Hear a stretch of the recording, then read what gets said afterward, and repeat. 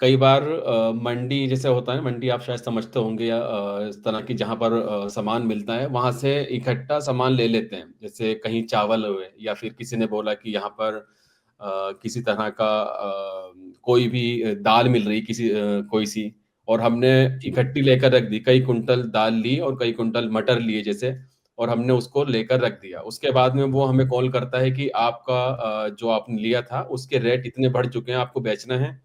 اور کئی بار وہ رکھا رہتا ہے، 6 مہینے رکھا رہتا ہے، سال بھر بھی رکھا رہتا ہے وہ. اور پھر جیسے ہی اس کا صحیح ٹائم آتا ہے کہ ہاں اب ریٹ بڑھ گیا، اس ٹائم اس کو بیچ دیتے ہیں. تو یہ چیز جائز ہوگی، اور وہ بڑی تعداد میں خریدا جاتا ہے، جیسے کئی کنٹل اور بہت زیادہ کنٹلوں کی تعداد میں خریدا جاتا ہے، جس سے کہ ریٹ بڑھنے کے چانسز بھی کئی بار رہتے ہیں. تو اس میں آپ ہاں بتائیں کہ دیکھیے، صحیح. یہ جو صورتحال آپ نے بتائی یہ بالکل جائز ہے، اس میں کوئی بھی اشکال نہیں ہے. یہی تو تجارت ہے.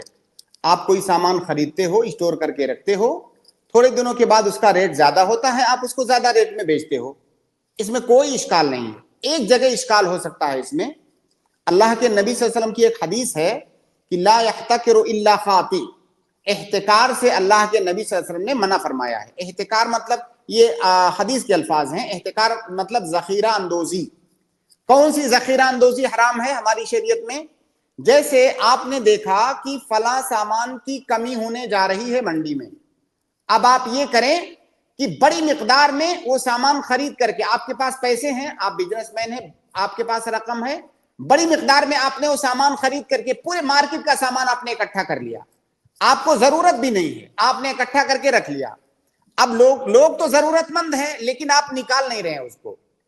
آپ سوچ رہے ہیں کہ ان کی پیاس بڑھے، ان کی ضرورت بڑھے، اتنی بڑھ جائے کہ 10 روپے کا سامان یہ 100 روپے میں خریدنے کے لیے تیار ہو جائیں، کیونکہ اور کہیں مل نہیں رہا ہے. چند ایک بنیے ہیں، چند ایک تجار ہیں جن کے پاس یہ ذخیرہ اندوزی کر کے رکھا ہوا ہے.